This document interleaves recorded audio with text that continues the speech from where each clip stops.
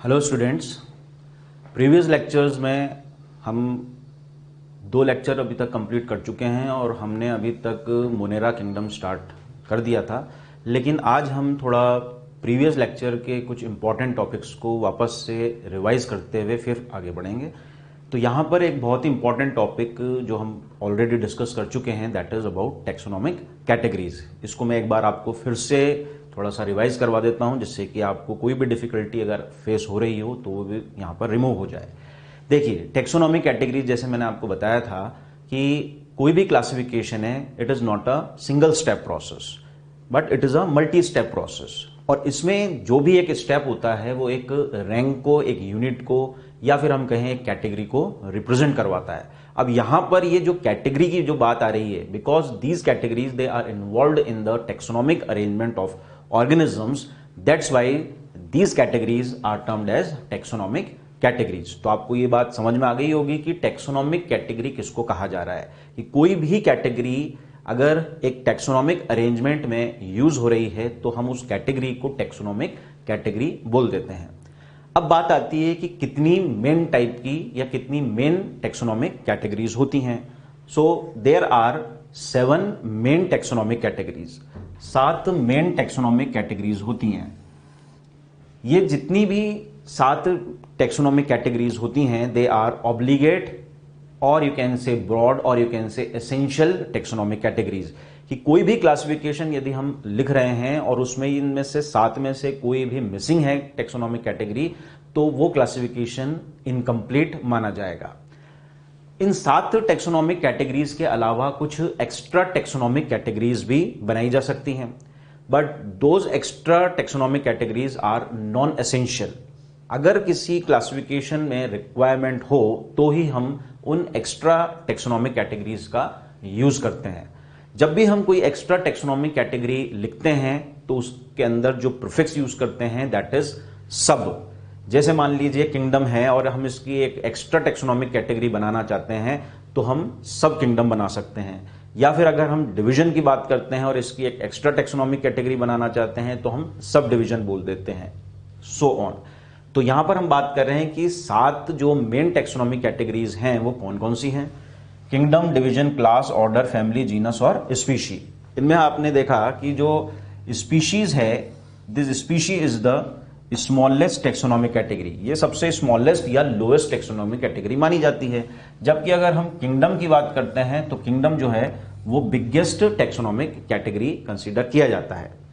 अब ये जो स्पीशीज की हम बात कर रहे हैं जो कि स्मॉलेस्ट या लोएस्ट है, इसी को हम बेसिक या फंडामेंटल यूनिट या टेक्सोनोमिक कैटेगरी भी कंसीडर करते हैं। जो भी ऑर्गेनिज्म हम देख रहे हैं, विजिबल है हमारे लिए, वो एक स्पीशी को देख रहे हैं। इसका मतलब ये जो स्पीशी होती है ये रियल यूनिट होती है या विजिबल यूनिट होती है।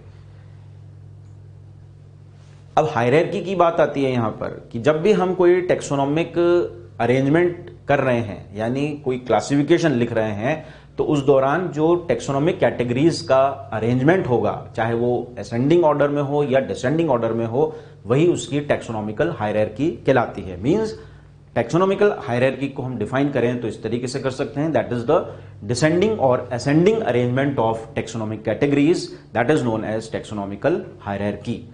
अब जब भी हम कोई क्लासिफिकेशन लिखते हैं तो वो क्लासिफिकेशन यूजुअली डिसेंडिंग ऑर्डर में लिखा जाता है। यहां पर जो ये टेक्सोनोमिक कैटेगरीज बताई गई हैं और उन पर 2 क्लासिफिकेशन की हमने यहां पर बात की, एक तो मैंगो का क्लासिफिकेशन और एक व्हीट का क्लासिफिकेशन। यहां पर आप देख रहे हैं ये सारी टेक्सोनोमिक कैटेगरीज हैं, यानी kingdom, division, class, order, family, genus and species. ये सभी की बात करें हम तो ये सारे टेक्सोनोमिक कैटेगरीज है। अब हर एक टेक्सोनोमिक कैटेगरी पर एक लिविंग ग्रुप पाया जाता है और यही लिविंग ग्रुप जो होता है इसको हम बोल देते हैं टेक्सोन। इसको बोला जाता है टेक्सोन। कि अगर हम किंगडम पे बात करें तो किंगडम पर एक लिविंग ग्रुप होगा, जैसे कि प्लांटी। तो ये प्लांटी जो हुआ ये एक टेक्सोन कंसीडर किया जाएगा। इसी प्रकार अगर हम डिवीजन लेवल पर या डिवीजन टेक्सोनोमिक कैटेगरी पर देखें तो जो लिविंग ग्रुप मिल रहा है दैट इज एंजियोस्पर्म। तो इसको भी हम यहां पर टेक्सोन कंसीडर करेंगे। Similar is the case with class. Class level पर मिलने वाला जो लिविंग ग्रुप है वो है डाइकॉट, यानी डाइकॉटिलिडनी भी एक प्रकार से टेक्सोन माना जाएगा। Similar is the case with order. Order level पर मिलने वाला जो लिविंग ग्रुप है वो है सेपेंडेल्स। तो ये सेपेंडेल जो है इसको भी आप टेक्सॉन बोलोगे, ठीक है। Similar is the case in case of wheat, कि अगर वीट में देखें तो प्लांटी हुआ, एंजियोस्पर्मी हुआ, मोनोकॉट हुआ और पोइल्स हुआ, ये सारे भी टेक्सॉन है। तो ये मोनोकॉट जो है, मोनोकॉट को भी आप टेक्सॉन कंसीडर कर रहे हैं। पोइल्स है तो पोइल्स भी एक टेक्सॉन है। अगर फैमिली लेवल पर देखें तो फैमिली लेवल पर जो टेक्सॉन पाया जा रहा है वो है एनाकार्डियेसी। तो वीट के क्लासिफिकेशन में देखें तो ये है पोएसी, ये भी एक टेक्सॉन हुआ। Similar is the case with genus, कि अगर जीनस लेवल पर देखा जाए तो मैंगीफेरा जो है, मैंगीफेरा भी एक टेक्सॉन हुआ।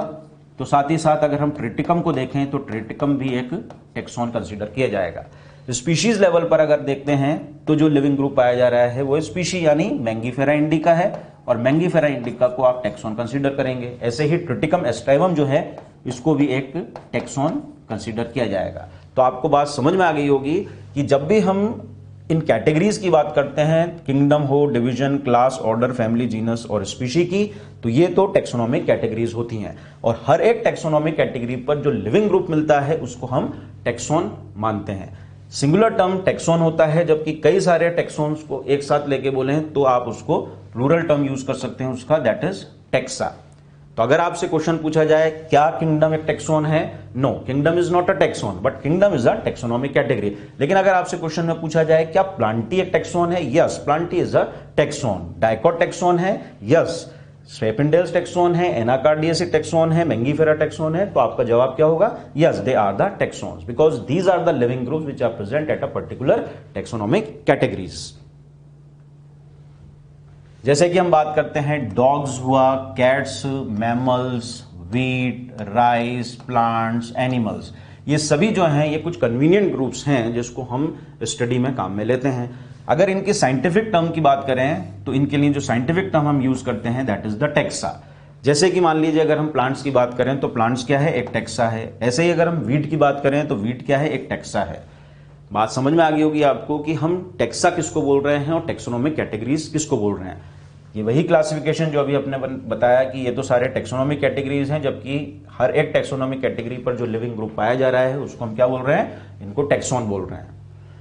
एनिमल्स हुए, मैमल्स हुए, डॉग्स हुए, they are representing the different taxa at different levels. कि ये सारे टेक्सॉन्स तो हैं लेकिन ये अलग अलग पर्टिकुलर टेक्सोनोमिक कैटेगरी पर पाए जाते हैं, तो ये अलग अलग लेवल पर पाए जाते हैं। इसीलिए ये लाइन बहुत इंपॉर्टेंट है that animals, mammals and dogs they represent the different taxa at a different levels.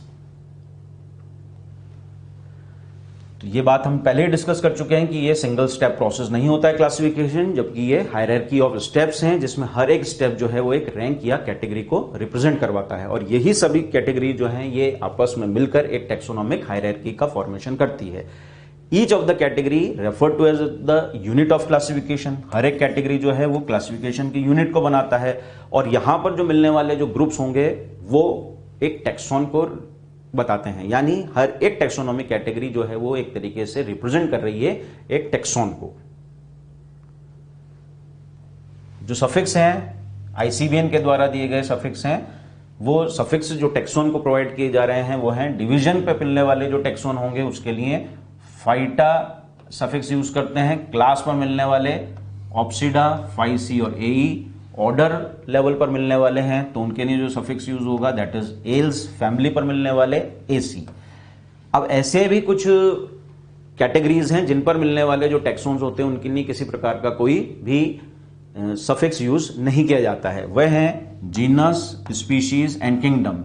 इन तीनों के लिए ही किसी तरीके का कोई सफिक्स आईसीबीएन ने प्रोवाइड नहीं किया है। अब बात आती है कि जब भी हम लोअर टेक्सोनोमिक कैटेगरी से हायर टेक्सोनोमिक कैटेगरी की तरफ बढ़ते हैं तो नंबर ऑफ कॉमन कैरेक्टर्स या जो सिमिलरिटीज होती हैं वो लगातार कम होती हुई चली जाती हैं। मींस मैक्सिमम कॉमन कैरेक्टर्स आपको स्पीशीज लेवल पर मिलेंगे तो सबसे कम कॉमन कैरेक्टर्स या सिमिलरिटीज आपको किंगडम लेवल पर देखने को मिलती है। Lower the taxa more are the characteristics that the members within the taxon share. क्योंकि मैक्सिमम सिमिलरिटीज जो होती हैं वो लोअर टेक्सॉन में मिलेंगे, इसलिए जो लोअर लेवल पर टेक्सॉन्स के बीच में कॉमन कैरेक्टर्स की शेयरिंग होगी वो ज्यादा होगी। लेकिन मैक्सिमम जैसे जैसे हम लोअर से हायर की तरफ बढ़ते हैं तो वहां पर नंबर ऑफ कॉमन कैरेक्टर्स कम होते हुए चले जाते हैं। तो एक ही लेवल पर अलग अलग टेक्सॉन्स के बीच में जो कॉमन कैरेक्टर्स की शेयरिंग होगी वो कम होगी, इसलिए उनकी आपस की जो इंटर रिलेशनशिप्स होगी उनको डिफाइन करना बहुत ही ज्यादा मुश्किल हो जाएगा, उनको डिटरमाइन करना मुश्किल हो जाएगा। तो ये आगे यही लाइन लिखी हुई है that higher the category greater is the difficulty of determining the relationship to the other taxa at the same level, कि एक सेम लेवल पर मिलने वाले ही जो टेक्सा होंगे उनके बीच में भी इंटर रिलेशनशिप्स को डिटरमाइन करने में बहुत ज्यादा डिफिकल्टी होती है। यानी as we move from species to kingdom, then there will be the greater difficulty in determining the interrelationships among the organisms. हम पहले ही डिफाइन कर चुके हैं, जैसे कि हम प्रीवियस स्लाइड में अगर देखें कि अगर मान लीजिए हम बात करते हैं कि जितनी भी हायर टेक्सोनॉमिक कैटेगरीज बनती हैं वो लोअर टेक्सोनॉमिक कैटेगरी के एग्रीगेशन के कारण बनती हैं। या अगर हम बात करते हैं कि स्पीशीज, तो स्पीशीज की को अगर डिफाइन किया जाए तो group of individuals which are having common characters they aggregate together to form the species। यानी एग्रीगेशन या assemblage जो होगा इंडिविजुअल्स का जिसके अंदर कॉमन मॉर्फोलॉजिकल कैरेक्टर्स पाए जा रहे हैं वे मिलके एक स्पीशीज का फॉर्मेशन करते हैं। अगर हम जीनस की बात करते हैं तो जीनस का मतलब हो गया कि एक जीनस का फॉर्मेशन जब होगा जब when there will be the assemblage or aggregation or group of closely related species they are having the common morphological characters, then this will form the genus। ऐसे ही अगर हम फैमिली की बात करते हैं तो assemblage और aggregation और group of closely related genera it forms the family। ऐसे ही अगर हम ऑर्डर की बात करते हैं तो group of closely related families or their aggregation or their assemblage they give rise to the formation of order। अगर हम क्लास की बात करते हैं तो group of closely related orders having few common characters, तो फिर वो एक क्लास का फॉर्मेशन करा देता है। अगर हम डिवीजन की बात करते हैं तो डिवीजन का फॉर्मेशन तब होता है जब क्लासेस बहुत ही ज्यादा क्लोजली रिलेटेड हों, उनमें कुछ कॉमन कैरेक्टर्स पाए जा रहे हों, तब जाके वो एक डिवीजन का फॉर्मेशन कराता है। और अगर अपन किंगडम की बात करते हैं तो असेंबलेज या एग्रीगेशन हो कई सारे डिविजन्स का जिनमें कुछ कॉमन सिमिलरिटीज पाई जा रही हों, तब जाके वो एक किंगडम का फॉर्मेशन करते हैं। तो यहां हमने ये देखा कि जितनी भी हायर टेक्सोनॉमिक कैटेगरीज बन के आती हैं वो लोअर टेक्सोनॉमिक कैटेगरीज के एग्रीगेशन के कारण बन के आती है। और ये जो एग्रीगेशन होता है ये किस वजह से होता है? Because of the common characters which are present in them. लगातार जैसे जैसे हम हायर टेक्सोनॉमिक कैटेगरी की तरफ बढ़ते हुए जाएंगे, जो नंबर ऑफ कॉमन कैरेक्टर्स या नंबर ऑफ सिमिलरिटीज जो होती हैं वो लगातार कम होती हुई चली जाती हैं। ये सारा हम पहले ही एक्सप्लेन कर चुके हैं एग्जांपल्स के द्वारा, तो आपको इसमें कोई डिफिकल्टी नहीं होगी। लेकिन फिर भी हमने एक ब्रीफ व्यू यहां पर लिया जो भी टेक्निकल टर्म्स थी उनके बारे में। टेक्सोनॉमिकल एड्स में बाकी तो बहुत आसान सी बातें थी जो हम पहले ऑलरेडी डिस्कस कर भी चुके हैं। यहां पर एक बार हम एक की को वापस लेके चलते हैं जिससे कि कोई डिफिकल्टी रही हो इसमें तो वापस आपकी रिमूव हो जाए। अगर हम कीज की बात करते हैं तो कीज भी एक तरह के टेक्सोनॉमिकल एड्स ही होते हैं, लेकिन यहां पर कीज में किसी तरीके से कोई स्पेसिमेंस को प्रिजर्व करके नहीं रखा जा रहा है। तो फिर कीज क्या होते हैं एक्चुअली? तो कीज जो होते हैं they are just the booklet which helps in the identification of plants as well as animals। अब ये जो कीज होते हैं they are based on similarities and dissimilarities। किस पर बेस होते हैं? सिमिलरिटीज और डिससिमिलरिटीज पर ये बेस होते हैं। जब भी कोई की का फॉर्मेशन होता है तो एक की के अंदर कॉन्ट्रास्टिंग कैरेक्टर्स लिए जाते हैं, means each of the key it is based on contrasting characters. अब ये जो दो कॉन्ट्रास्टिंग कैरेक्टर्स लिए जाएंगे तो इसका मतलब की जो होता है वो हमेशा एक पेयर की फॉर्म में आता है, means generally it is in a pair, और जो पेयर होता है उसको हम एक कपलेट बोलते हैं।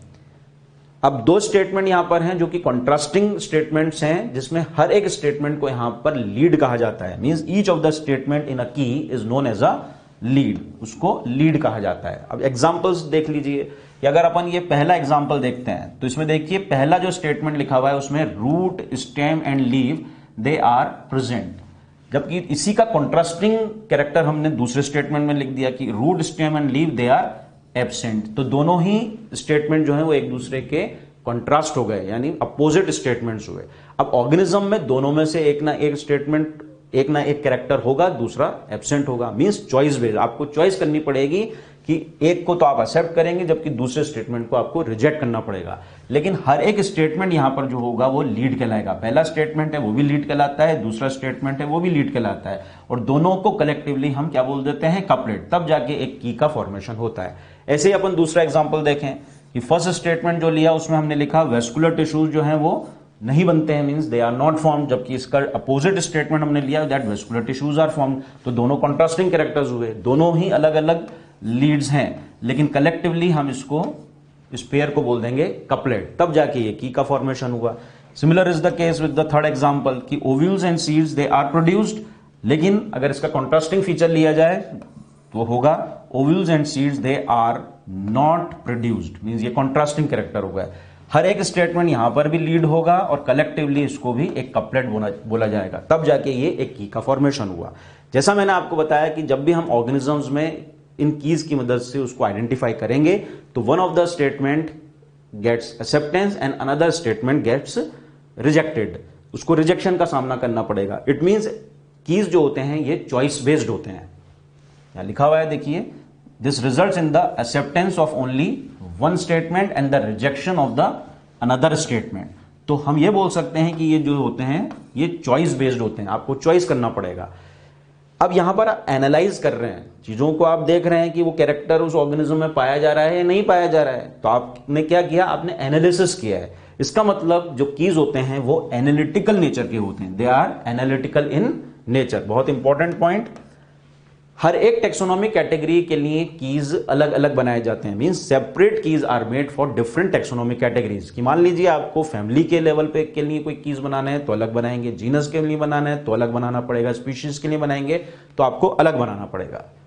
मोनेरा किंगडम स्टार्ट कर दिया था, एक बार वापस से इसको यहां से लेते हैं हम कि किंगडम मोनेरा विटेकर के अकॉर्डिंग 5 किंगडम की हमने बात की थी कि उन्होंने 5 क्राइटेरिया दिए थे।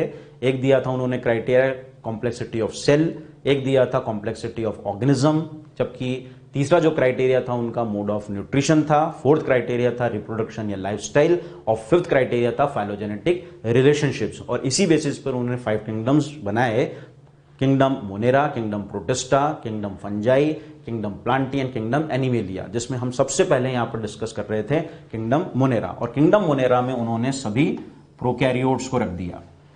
अब प्रोकैरियोट्स में जो एग्जाम्पल्स मैंने आपको पहले बताए थे वो थे कि यू बैक्टीरिया भी हो सकता है, आर्की बैक्टीरिया भी हो सकता है, माइकोप्लाज्मा हो सकता है, साथ ही साथ इसमें ब्लू ग्रीन एल्गी हो सकते हैं, रिकेट्सिया हो सकते हैं, क्लेमाइडिया हो सकते हैं।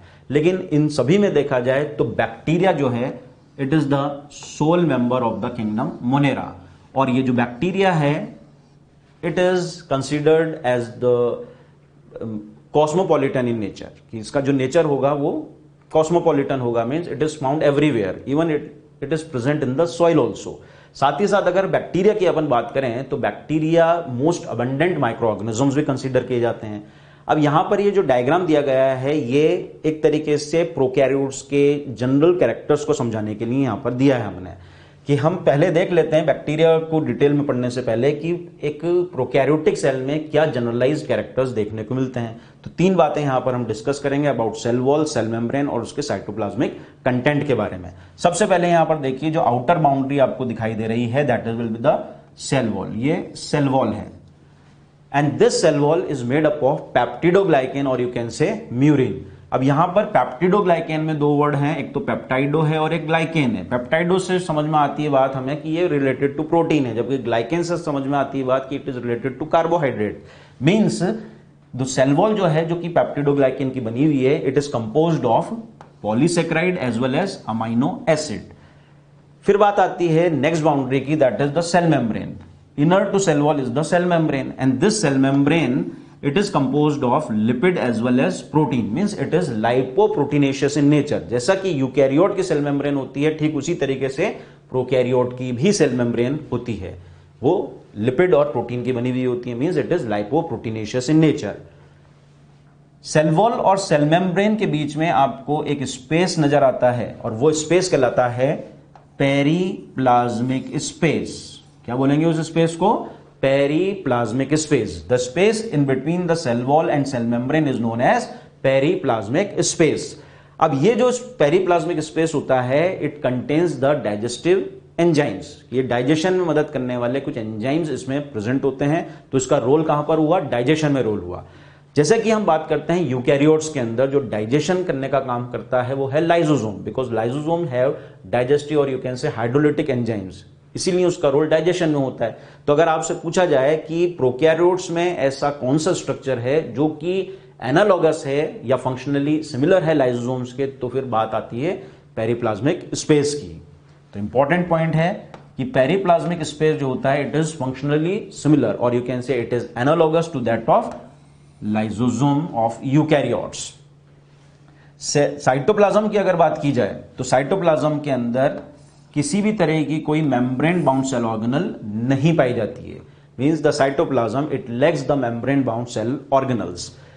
मेम्ब्रेन बाउंड सेल ऑर्गेनल जो होता है वो फीचर होता है यूकैरियोट्स का, लेकिन यहां पर इस तरह की मेम्ब्रेन बाउंड सेल ऑर्गेनल्स नहीं होगी। अब मेम्ब्रेन बाउंड सेल ऑर्गेनल्स यहां पर नहीं है तो साइटोप्लाज्मिक स्ट्रीमिंग यानी साइक्लोसिस भी यहां पर नहीं होगा। राइबोसोम्स की अगर बात की जाए तो यहां पर 70s टाइप ऑफ राइबोसोम्स देखने को मिलेंगे। साइटोप्लाज्म में ही अगर हम सेंटर में देखें तो एक फाइब्रिलर स्ट्रक्चर आपको दिखाई दे रहा है और यही जो फाइब्रिलर स्ट्रक्चर है इसको बोल देते हैं यहां पर न्यूक्लियस। लेकिन ये एक तरह का वेल डेवलप्ड न्यूक्लियस नहीं है, इट इज इनडिस्टिंक्ट और less distinct nucleus, means it is not well defined और it is not well developed. तभी हम इस न्यूक्लियस को यहां पर बोल देते हैं इनसिपिएंट न्यूक्लियस। अब ये जो न्यूक्लियस है इस न्यूक्लियस में डीएनए तो है और डीएनए है तो जीन्स भी होंगी, मींस ये जीन होल्डिंग स्ट्रक्चर तो है, इसीलिए इसका नाम पड़ गया जीनोफोर। साथ ही साथ इस न्यूक्लियस को हम न्यूक्लियोइड भी बोलते हैं, तो साथ ही साथ इसको फाइब्रिलर न्यूक्लियस भी कहा जाता है। अब यहां पर इस न्यूक्लियस के चारों तरफ किसी तरह की कोई मेम्ब्रेन नहीं पाई जा रही है, मींस यहां पर न्यूक्लियर मेम्ब्रेन एब्सेंट होता है। क्रोमोसोम्स ट्रू फॉर्म में नहीं है, means true chromosomes are absent. लेकिन डीएनए तो है और यही कारण है कि हम इसको फॉल्स क्रोमोसोम बोल सकते हैं, means false chromosome is present and which is made up of double stranded circular and naked DNA that contains the non-histone proteins which are also known as polyamines। तो यहां पर नॉन हिस्टोन प्रोटीन्स तो हैं लेकिन histone proteins यहां पर absent होंगे। ये एग्जांपल्स मैंने आपको पहले ही बता दिए कि you bacteria, Archie bacteria, actinomycetes, blue green algae, rickettsia, chlamydia और माइकोप्लाज्मा, ये सारे एग्जांपल्स प्रोकैरियोट्स के हैं और ये किस किंगडम के अंदर रखे जाते हैं, किंगडम मोनेरा के अंदर इनको प्लेस किया गया है। अब आती बात यहां पर नेक्स्ट टॉपिक की, दैट इज पिलाई। अभी तक हमने जो बात की हमारे प्रीवियस लेक्चर्स में बात हो चुकी थी, लेकिन एक रिकैप किया मैंने जिससे कि आपको कोई भी दिक्कत आ रही हो तो यहां पर वो खत्म हो जाए। अब हम नेक्स्ट टॉपिक पे बढ़ते हैं, दैट इज अबाउट पिलाई। अगर हम पिलाई की बात करते हैं तो बैक्टीरिया की जो सेल वॉल होती है it is composed of numerous hair like structures which are known as pili. ये प्लूरल टर्म होती है, जबकि एक सिंगुलर फॉर्म में अगर बोलें तो इसको हम पाइलस भी बोल सकते हैं।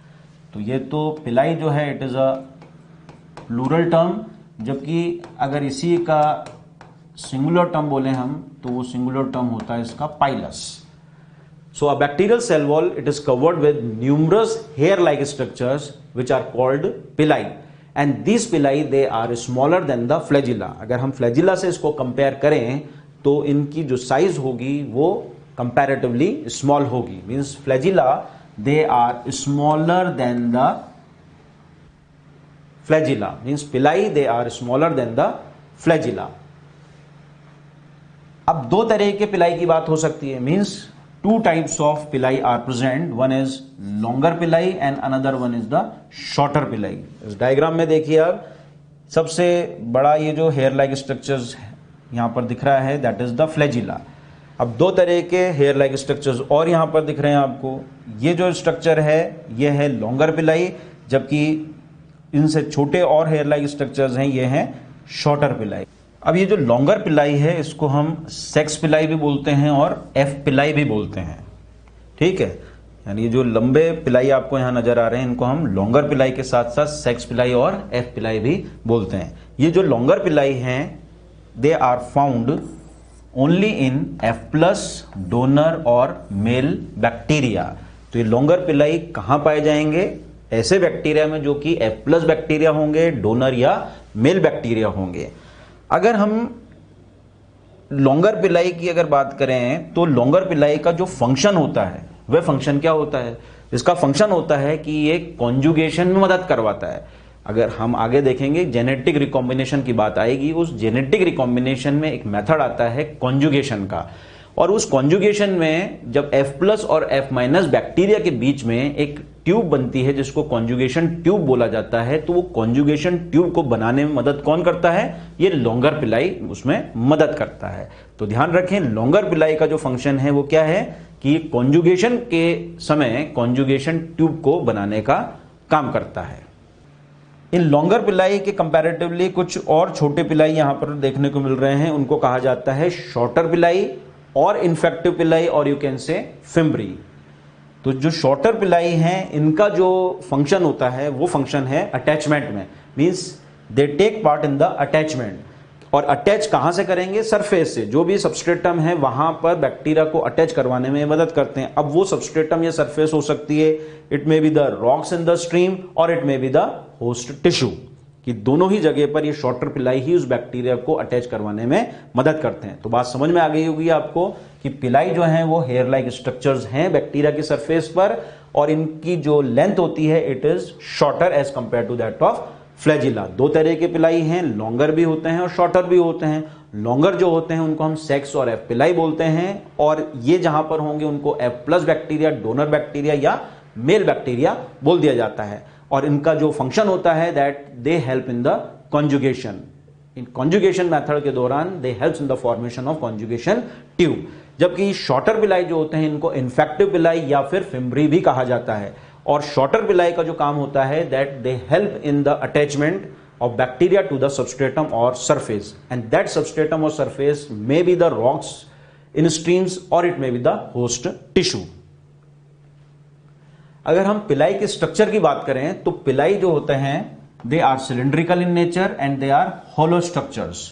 ये भी सिलिंड्रिकल और होलो स्ट्रक्चर्स ही होते हैं, and they are composed of protein monomers. ये भी प्रोटीन मोनोमर्स के ही बने हुए होते हैं। अब यहां पर जो मोनोमर है, protein monomer, it is made up of pilin protein. ये किसका बना हुआ होता है? Proteins. The protein monomers they are made up of pilin protein. लेकिन ये जो पाइलिन प्रोटीन होता है it is a non contractile protein. Very important कि फ्लैजिलिन प्रोटीन तो हमने देखा था जो फ्लैजिला का फॉर्मेशन करवा रहा था वो तो कॉन्ट्रेक्टाइल प्रोटीन था, लेकिन यहां पर अगर देखें इस पाइलिन प्रोटीन को तो ये पाइलिन प्रोटीन जो है ये नॉन कॉन्ट्रेक्टाइल नेचर का प्रोटीन होता है। अब ये नॉन कॉन्ट्रेक्टाइल नेचर का प्रोटीन है, इसीलिए इसका कोई रोल नहीं होता है मूवमेंट यानी मोटिलिटी के अंदर। So pili they do not play any kind of role in the motility. जबकि फ्लैजिलिन प्रोटीन जो था, जो कि फ्लैजिला का फॉर्मेशन करवा रहा था, वो कॉन्ट्रेक्टाइल नेचर का प्रोटीन था और वो रेस्पॉन्सिबल था किसके लिए? मूवमेंट यानी मोटिलिटी के लिए। लेकिन pilin protein non contractile nature का प्रोटीन होता है और ये किसी भी तरीके से बैक्टीरिया को मोटिलिटी में हेल्प नहीं करता है। चलिए जी, यहां पर फ्लैजिला और पिलाई की बात हमारी कंप्लीट होती है। अब आती है बात यहां पर यू बैक्टीरियल सेल के स्ट्रक्चर के बारे में। तो now we will discuss about the structure of eubacterial cell. बहुत इंपॉर्टेंट है, ध्यान से इसको समझिए कि अगर हम बैक्टीरियल सेल की बात करते हैं तो बैक्टीरिया का जो स्ट्रक्चर होता है इट इज वेरी सिंपल। तो the structure of bacteria is very simple, but they are very complex in their behaviour. लेकिन उनका बिहेवियर जो होता है वो कॉम्प्लेक्स होता है। तो इंपॉर्टेंट लाइन है, एनसीईआरटी की लाइन है, ध्यान रखें इस बात को कि bacterial structure is very simple but they are very complex in their behaviour. चलिए डायग्राम को एक बार समझ लेते हैं, फिर डिटेल में इसको आगे लेके चलेंगे। यहां पर पहले ही हम डिस्कस कर चुके हैं फ्लैजिलम के बारे में और साथ ही साथ इस पिलाई के बारे में। ये आपको आउटग्रोथ्स की फॉर्म में नजर आ रहे हैं दोनों स्ट्रक्चर्स। अब यहां पर देखिए कि ये बाहर की तरफ एक बाउंड्री नजर आ रही है हमें, और इस बाउंड्री को बोला जाएगा ग्लाइकोकैलिक्स। ये एक नया टर्म आया हमारे सामने, अभी सेल वॉल सेल मेम्ब्रेन आ चुके थे, लेकिन ग्लाइकोकैलिक्स एक नया टर्म है। यानी बैक्टीरियल सेल के अंदर एक ग्लाइकोकैलिक्स भी देखने को मिलेगा, that is outside the cell wall.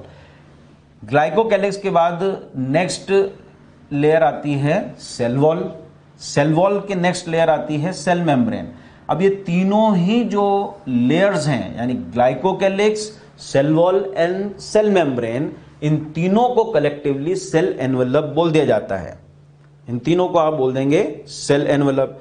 तो सेल एनवेलप जो होता है, it is composed of glycocalyx, cell wall and cell membrane.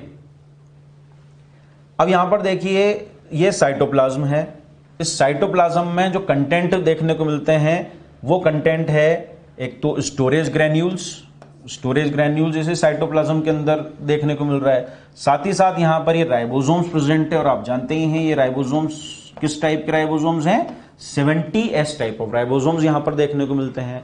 इसके अलावा यहां पर ये फाइब्रिलर स्ट्रक्चर प्रेजेंट है, जिसको हम पहले अभी थोड़ा डिस्कस कर चुके हैं। ये न्यूक्लियोइड या जीनोफोर है, यानी it is the इंसिपिएंट nucleus.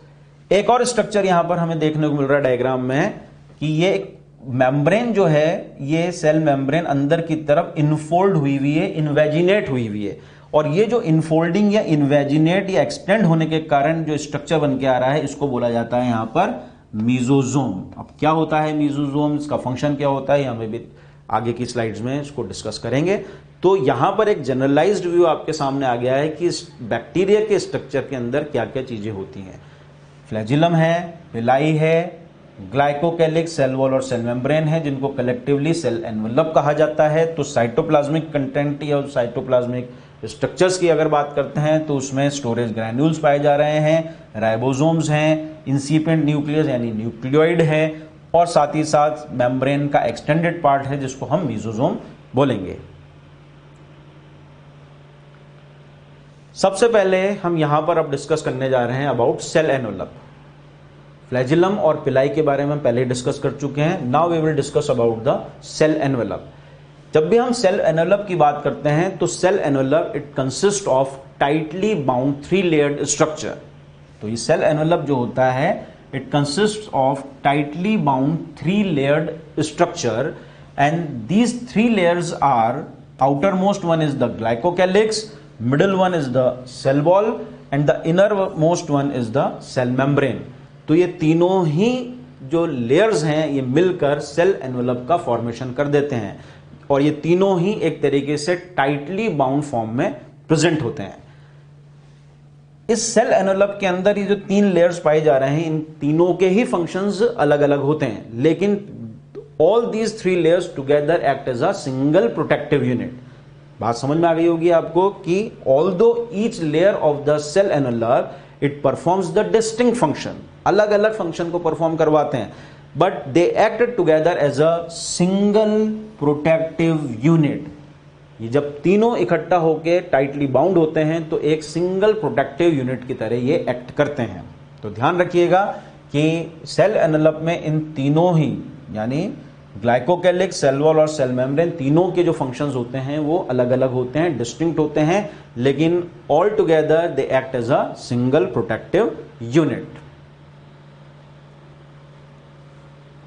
Structure of eubacterial cell में जो बात कर रहे हैं हम, वो सेल एनवेलप के बारे में बात कर रहे हैं, और उसी में सबसे पहले अब यहां पर बात आती है अबाउट ग्लाइकोकैलिक्स, जो कि आउटर मोस्ट लेयर है सेल एनवेलप का। अगर हम ग्लाइकोकैलिक्स की बात करें तो इसको 2 तरीके से क्लासिफाई किया जा सकता है। एक तो होता है कैप्सूल की फॉर्म में, और दूसरा हो सकता है ये स्लाइम लेयर की फॉर्म में।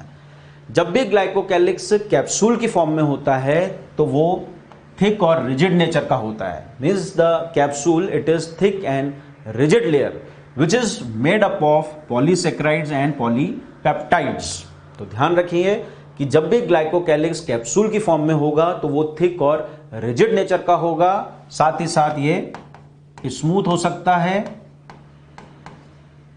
और ये बना हुआ किसका होगा, it is composed of polysaccharides and polypeptides. लेकिन यदि ग्लाइकोकैलिक्स स्लाइम लेयर की फॉर्म में होगा तो वो स्लाइम लेयर की जो फॉर्म में होगा वो लूज और थिन लेयर की फॉर्म में होता है, एंड ये रफ नेचर का होगा, and it is composed of polysaccharides mainly. ये मेनली किसका बना हुआ होगा, पॉलीसेक्राइड्स का बना हुआ होगा। तो आपको डिफरेंस समझ में आ गया होगा कि अगर हम ग्लाइकोकैलिक्स की बात करते हैं तो ये 2 तरीके से बात हो सकती है यहां पर, या तो वो कैप्सूल की फॉर्म में होगा या फिर स्लाइम लेयर की फॉर्म में होगा। अगर वो कैप्सूल की फॉर्म में होगा तो वो थिक और रिजिड लेयर की फॉर्म में होगा, स्मूथ हो सकता है, and it is composed of polysaccharides and polypeptides. साथ ही साथ एक बात और ध्यान रखें कि कैप्सूल जो होगा वो नॉन स्टिकी नेचर का होगा। और अगर हम बात करते हैं कि ग्लाइकोकैलिक्स अगर स्लाइम लेयर की फॉर्म में है तो वो लूज और थिन लेयर की फॉर्म में होगा। साथ ही साथ वो रफ नेचर का हो सकता है और इसी की वजह से उसमें स्टिकी नेचर भी आ जाता है। And it is mainly composed of polysaccharides. अगर ग्लाइकोकैलिक्स के फंक्शंस की अपन बात करते हैं तो ग्लाइकोकैलिक्स के फंक्शंस दो तरीके के हो सकते हैं कि ग्लाइकोकैलिक्स जो होता है it protects the bacteria from WBC। Glycocalyx bacteria को WBC से प्रोटेक्ट करने का काम करवाता है। साथ ही साथ it also helps in the colony formation. Glycocalyx colony formation में मदद करता है because of its sticky nature. Second layer आती है यहां पर, that is about cell wall. Glycocalyx के बाद दूसरा जो लेयर है सेल एनवेलप का वो है सेल वॉल। बैक्टीरिया की जो सेल वॉल होती है वो रिजिड नेचर की होती है। किस तरीके की होती है? It is of rigid nature and it is mainly made up of peptidoglycan. और मेनली ये बनी हुई होती है पेप्टिडोग्लाइकेन और यू कैन से म्यूरिन। जैसा मैंने पहले ही बता दिया आपको, पेप्टिडोग्लाइकेन और you can say murein, it is composed of polysaccharides as well as amino acids. अब यहां पर डिफरेंस आ जाता है जब भी हम ग्राम पॉजिटिव बैक्टीरिया की बात करें या ग्राम नेगेटिव बैक्टीरिया की बात करें तो उनमें सेल वॉल डिफरेंस आपको देखने को मिलता है। जब भी हम ग्राम पॉजिटिव बैक्टीरिया की बात करेंगे तो ग्राम पॉजिटिव बैक्टीरिया के अंदर जो सेल वॉल होता है वो सिंगल लेयर्ड होता है, वो सिंगल थिक सेल वॉल होगा और वो केवल पेप्टिडोग्लाइकेन की बनी हुई होती है और साथ ही साथ उसमें स्मॉल क्वांटिटी ऑफ लिपिड्स भी देखने को मिलते हैं। तो ध्यान रखिए, ग्राम पॉजिटिव बैक्टीरिया की जो सेल वॉल होगी वो सिंगल लेयर्ड होगी, सिंगल सेल्ड थिक होगी, साथ ही साथ वो पेप्टिडोग्लाइकेन की बनी हुई है और कुछ उसमें क्वांटिटी हो सकती है लिपिड्स की, यानी वो सिंगल लेयर्ड है।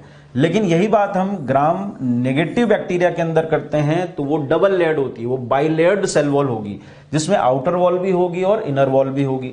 जो आउटर वॉल होती है वो थिक नेचर की होगी and it is composed of lipopolysaccharide, जिसको हम LPS लेयर भी बोल देते हैं, जबकि इनर वॉल जो होती है वो थिन नेचर की होगी और ये बनी हुई होती है पेप्टिडोग्लाइकेन की। तो एक इंपॉर्टेंट डिफरेंस यहां पर यह आता है कि ग्राम पॉजिटिव बैक्टीरिया के अंदर तो जो सेल वॉल होती है वो सिंगल लेयर्ड होगी, जबकि ग्राम नेगेटिव बैक्टीरिया के अंदर जो सेल वॉल होती है वो बाइलेयर्ड सेल वॉल होती है। और ये जो बाइलेयर्ड सेल वॉल है उसमें आउटर वॉल होगा और इनर वॉल होगा। आउटर वॉल थिक नेचर का होता है, इनर वॉल थिन नेचर का होता है।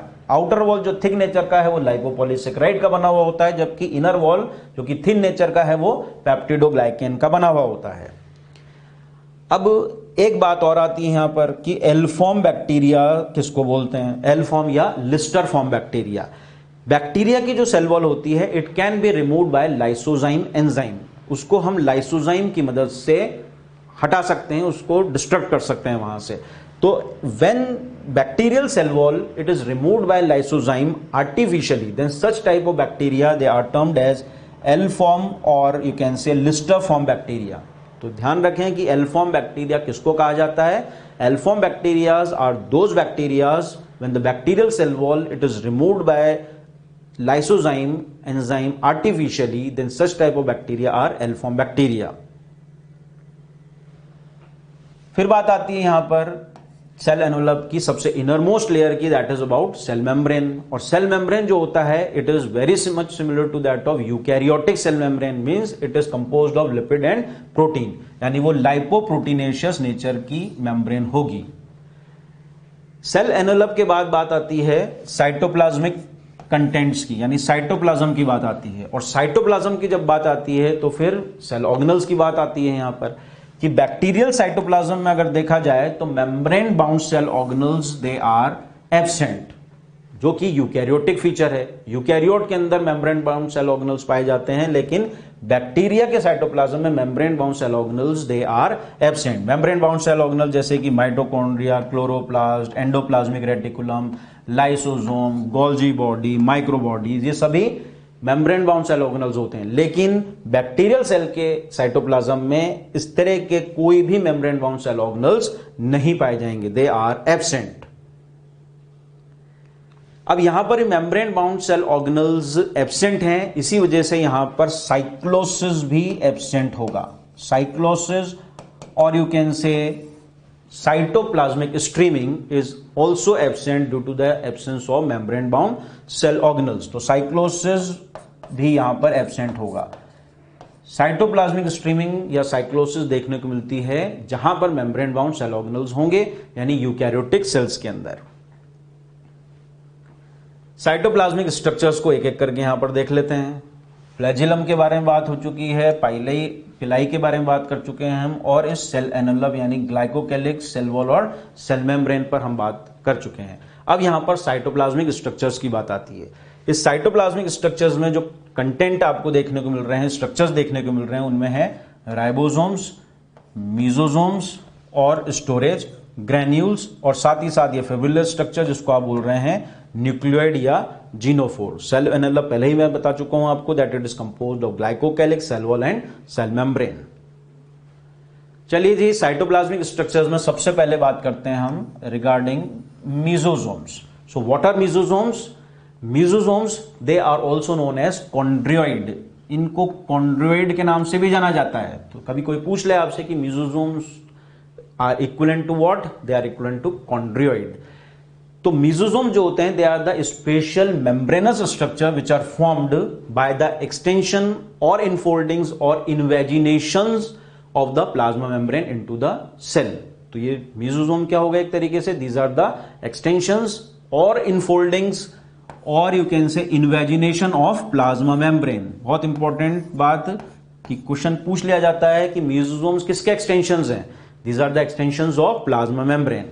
Now these extensions they are in the form of vesicles। ये vesicles की फॉर्म में हो सकते हैं, या फिर ये ट्यूब लाइक हो सकते हैं यानी ट्यूब्यूल्स की फॉर्म में हो सकते हैं, या फिर ये लेमिला की फॉर्म में हो सकते हैं यानी लेमिलर हो सकते हैं।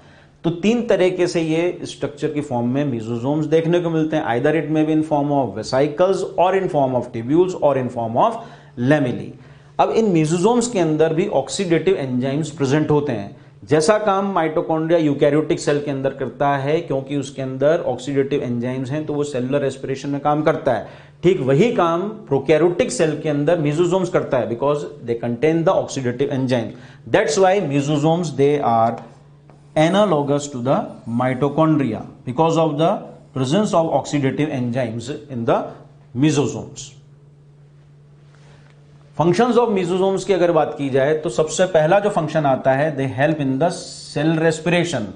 ये सेलुलर रेस्पिरेशन में मदद करते हैं, जैसे इसीलिए हमने इसको एनालॉगस बताया माइटोकॉन्ड्रिया के, फंक्शनली सिमिलर होता है माइटोकॉन्ड्रिया के। तो ये सेलुलर रेस्पिरेशन में जो मदद कर रहे हैं वो किस प्रकार से करते हैं? Because these are the extensions of the plasma membrane. और जब ये प्लाज्मा मेम्ब्रेन के एक्सटेंशंस हैं तो ये सरफेस एरिया को इंक्रीज करता है, और सरफेस एरिया जब इंक्रीज होगा तो it will increase the enzymatic content, और जब एंजाइम्स इंक्रीज होंगे तो वो हेल्प करते हैं किसमें? सेलुलर रेस्पिरेशन में। तो ये पॉइंट आपको समझ में आ गया होगा कि पहला जो फंक्शन है मीजोसोम का, that is they help in the cellular respiration as they increase the surface area of the plasma membrane and thus increases the enzymatic content.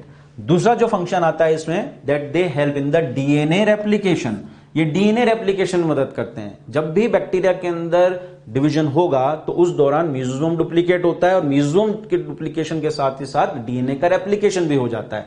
तो ये डीएनए रेप्लिकेशन में मदद करते हैं। साथ ही साथ बाइनरी फिशन जब होगा यानी सेल डिवीजन होगा, उस दौरान जितना भी पेरेंट बैक्टीरिया के अंदर मटेरियल है, साइटोप्लाज्मिक कंटेंट है, उसको इक्वली दो डॉटर सेल्स के अंदर डिस्ट्रीब्यूट करने में मदद करता है। Means it also helps in the distribution to the daughter cells during the cell division. तो ये सेकंड फंक्शन हुआ है इसका, that it helps in DNA replication as well as in the distribution to the daughter cells during the cell division. Cell wall material के secretion में, या फिर हम कहें तो सेल वॉल फॉर्मेशन में भी इसका फंक्शन है कि एंजाइमेटिक कंटेंट बढ़ता हुआ चले जाता है, और वो एंजाइम्स जब बनेंगे तो वो सेल वॉल मटेरियल के सिक्रीशन में मदद करते हैं। तो जो सेल वॉल का फॉर्मेशन होगा आउटसाइड द सेल मेम्ब्रेन, उसमें भी जो रोल होगा एक तरीके से वो मीजोसोम का रोल उसमें देखने को मिल सकता है। So it also helps in the cell wall material secretion और सेल वॉल फॉर्मेशन। साथ ही साथ ये सेल डिवीजन में तो मदद कर ही रहा है, जैसा कि हमने यहां देखा ही है ऊपर कि डीएनए रेप्लिकेशन में तो मदद करता ही है, साथ ही साथ equal distribution of cytoplasmic content में मदद कर रहा है ड्यूरिंग सेल डिवीजन। फिर एक और साइटोप्लाज्मिक स्ट्रक्चर्स आते हैं यहां पर, स्टोरेज ग्रैन्यूल्स, या फिर हम इनको इंक्लूजन बॉडीज भी बोल सकते हैं. So these are the reserve material in the prokaryotic cell. What are the inclusion bodies और you can say storage granules? These are the reserve material in the prokaryotic cell. Now these inclusion bodies, they are not bounded by any membrane system. ये किसी भी membrane से bounded नहीं होते हैं, कोई membranous structure नहीं होते हैं. ये means they lies freely to the cytoplasm. ये cytoplasm में बिल्कुल free form में present होते हैं. They are not bounded by any membrane. अब दो तरह के यहां पर inclusion bodies बैक्टीरिया के अंदर देखने को मिल रहे हैं. एक तो होते हैं glycogen granules. Now these glycogen granules they store the carbohydrates. इनका काम होता है कार्बोहाइड्रेट्स को स्टोर करने का. जबकि दूसरे जो होते हैं वो हैं वोल्यूटिन ग्रैन्यूल्स. वोल्यूटिन ग्रैन्यूल्स को हम मेटाक्रोमैटिक ग्रैन्यूल्स भी बोल देते हैं. मेटाक्रोमैटिक, यहां पर ये जो क्रोम वर्ड आता है मींस रिलेटेड टू कलर, यानी ऐसे ग्रैन्यूल जिसके अंदर कलर चेंजिंग टेंडेंसी है वो मेटाक्रोमैटिक कहलाते हैं. मींस वोल्यूटिन ग्रैन्यूल्स को हम मेटाक्रोमैटिक भी बोल सकते हैं. These volutin granules they are the phosphate polymers. ये क्या है? एक तरीके से फॉस्फेट पॉलीमर्स हैं. और फॉस्फेट पॉलीमर्स हैं तो इनका जो फंक्शन होता है वो फंक्शन है that they help in the storage of the phosphate. ये एक तरीके से स्टोरेज रिजर्वायर्स हैं फॉस्फेट के, इसलिए इनको फॉस्फेट ग्रैन्यूल्स भी बोल दिया जाता है. तो आपको बात समझ में आ गई होगी कि इंक्लूजन बॉडी जो है वो एक तरीके के रिजर्व मटेरियल्स हैं जो कि प्रोकैरियोटिक सेल में पाए जाते हैं. साथ ही साथ ये किसी मेम्ब्रेन से बाउंडेड नहीं होते हैं. दे लाई फ्रीली इनटू द साइटोप्लाज्म. दो तरीके हो सकते हैं, या तो ग्लाइकोजन ग्रैन्यूल्स की फॉर्म में जो कि स्टोर करते हैं कार्बोहाइड्रेट्स को, या फिर वोल्यूटिन ग्रैन्यूल्स जिनको हम फॉस्फेट ग्रैन्यूल्स या मेटाक्रोमैटिक ग्रैन्यूल्स भी बोलते हैं. और इनका जो फंक्शन होता है that they store the phosphate. फिर आती बात यहां पर क्रोमैटिन मटेरियल और यू कैन से न्यूक्लियोइड और जीनोफोर, जिसको हम इंसिपिएंट न्यूक्लियस भी बोल देते हैं या फाइब्रिलर न्यूक्लियस भी बोल देते हैं. अब ये जो क्रोमैटिन मटेरियल आपको दिख रहा है यहां पर, इट इज डबल स्टैंडर्ड. ये जो डीएनए होगा यहां पर वो डबल स्टैंडर्ड होगा, सर्कुलर होगा और साथ ही साथ नेकेड होगा. यहां पर हिस्टोन्स जो होते हैं वो एब्सेंट होते हैं. ध्यान रखें, हिस्टोन आर एब्सेंट. जो हिस्टोन प्रोटीन्स होंगे यहां पर एब्सेंट होंगे. पहले हम बात कर चुके हैं इसके बारे में. तो हिस्टोन्स तो नहीं होंगे इस डीएनए के अंदर, लेकिन non histone proteins are present. यहां पर नॉन हिस्टोन्स जो होंगे दे आर प्रेजेंट. और ये जो नॉन हिस्टोन्स होते हैं they are also known as polyamines. इनको हम पॉलीअमाइंस भी बोल देते हैं. तो ये भी इंपॉर्टेंट बात है कि डीएनए जो होगा वो डबल स्टैंडर्ड होगा, सर्कुलर होगा, नेकेड होगा and are having the non histone proteins which are also known as polyamines. अब इस डायग्राम में आपको दो सर्कुलर स्ट्रक्चर्स नजर आते हैं, जिसमें एक तो मेन डीएनए को रिप्रेजेंट करता है और ये मेन डीएनए कहलाता है न्यूक्लियोइड. जबकि एक और स्मॉल सर्कुलर स्ट्रक्चर यहां पर नजर आता है जिसको बोलेंगे हम प्लाज्मिड. यानी ये other than the main DNA, ये भी डीएनए है लेकिन it is other than the main DNA. So this plasmid is a small extra chromosomal, extra genomic और you can say extra nuclear genetic material और a DNA. तो ये जो plasmid है, ये प्लाज्मिड का नेचर भी बिल्कुल मेन डीएनए की तरह ही होता है कि ये भी डबल स्टैंडर्ड होता है, सर्कुलर होता है और नेकेड होता है. तो ये ध्यान रखें आप कि प्लाज्मिड का जो नेचर होगा वो भी डबल स्टैंडर्ड होगा, ये भी सर्कुलर और नेकेड होगा, but it is smaller than that of the main DNA. इसको हम एक्स्ट्रा क्रोमोसोमल या फिर एक्स्ट्रा जीनोमिक या फिर एक्स्ट्रा न्यूक्लियर डीएनए भी बोल सकते हैं. प्लाज्मिड्स की अगर बात की जाए तो प्लाज्मिड्स के अंदर भी मेन डीएनए की तरह ही रेप्लिकेशन की टेंडेंसी होती है. Means plasmid they have the ability to replicate independently. Means they also replicate independently. Plasmids they are of many types. इनके अलग अलग टाइप्स हो सकते हैं और जो बेस होगा इनके टाइप्स का वो है that they are of different types mainly on the basis of function and phenotypic characters. Function और फिनोटिपिक कैरेक्टर के बेसिस पे प्लाज्मिड्स को फिर फर्दर क्लासिफाई किया जा सकता है, जिसमें पहला आता है एफ प्लाज्मिड और यू कैन से फर्टिलिटी फैक्टर, जबकि दूसरा आता है आर फैक्टर. यहां पर F plasmid, F for fertility, F plasmid या फर्टिलिटी फैक्टर जो होगा वो किस बेसिस पर डिसाइड करवा रहे हैं हम, कि अगर ऐसे बैक्टीरिया जिसके अंदर एफ फैक्टर या एफ प्लाज्मिड होंगे वो एफ प्लस सेल्स कहलाते हैं। Means on the basis of presence और absence of F plasmid there are two types of bacteria, one is F plus and another one is F minus. अब F plus cells वो cells होते हैं या वो bacteria होते हैं which are carrying the F plasmids, means they act as a donor bacteria और you can say they act as a male bacteria. तो ध्यान रखें, F plus bacteria, F plus cells are those cells which contain the F plasmid, they are also termed as donor bacteria और male bacteria. जबकि F minus cells या F minus bacteria are those bacteria which lacks the F plasmid, they are also termed as recipient bacteria or they are termed as female bacteria। तो ध्यान रखें कि F plasmid की presence और absence के basis पर F plus sales और F minus cells में इनको डिवाइड कर सकते हैं। फिर आता है R फैक्टर यानी R फॉर रेजिस्टेंट। ये ऐसा प्लाज्मिड है जो कि एंटीबायोटिक्स के प्रति रेजिस्टेंट नेचर प्रोवाइड करता है। पहला तो फर्टिलिटी में मदद करता है प्लाज्मिड, जबकि R प्लाज्मिड या R फैक्टर जो होता है दे provide resistant to certain antibiotics। अब यहां पर अगर हम प्लाज्मिड की बात करते हैं तो अभी प्लाज्मिड में हमने एफ प्लाज्मिड की बात की, आर प्लाज्मिड की बात की, लेकिन अगर उसमें देखें तो एक मेन डीएनए भी है और एक स्मॉल डीएनए जिसको आप प्लाज्मिड बोल रहे हो। तो अगर एफ प्लाज्मिड उस मेन डीएनए के साथ अटैच हो जाता है तो हम उसको एपिसोम बोलते हैं। When the F plasmid it is attached with the main DNA, then it is designated as episome। उसको क्या बोला जाएगा? उसको episome कहा जाएगा। And such type of cell is known as HFR, means high frequency recombinant cell। उसको high frequency recombinant cell कहा जाएगा। तो ध्यान रखें कि अगर F प्लाज्मिड मेन डीएनए के साथ अटैच हो जाता है तो आप उसको क्या कहेंगे? उसको एपिसोम कहेंगे। और ऐसा एपिसोम अगर है बैक्टीरियल सेल के अंदर तो ऐसे बैक्टीरियल सेल्स को हम HFR यानी हाई फ्रीक्वेंसी रिकॉम्बिनेंट सेल बोल सकते हैं।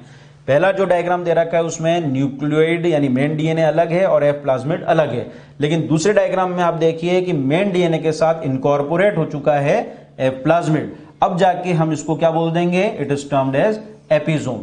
यानी जो रिकॉम्बिनेशन की फ्रीक्वेंसी होगी वो पहले बैक्टीरियल सेल के कंपैरिजन में सेकंड बैक्टीरियल सेल में ज्यादा हो जाएगी, इसीलिए इसका नाम क्या पड़ा? High frequency recombinant cell. तो फाइनली हमने इस लेक्चर में अभी तक ये देखा कि पिलाई का स्ट्रक्चर कैसा होता है, यू बैक्टीरिया का स्ट्रक्चर कैसा है, और उस यू बैक्टीरिया के स्ट्रक्चर में आपने देखा कि वहां पर सेल एनवेलप पाया जा रहा है। ठीक है, उस सेल एनवेलप में हमने तीन बातें कही कि ग्लाइकोकैलिक्स होता है, सेल वॉल होता है और सेल मेम्ब्रेन होता है। ठीक है, साथ ही साथ उसमें साइटोप्लाज्म के अंदर कौन सी संरचनाएं पाई जा रही हैं, जिसमें इंपॉर्टेंट आपको याद रखना है मेसोसोम्स के बारे में और साथ ही साथ प्लाज्मिड के बारे में।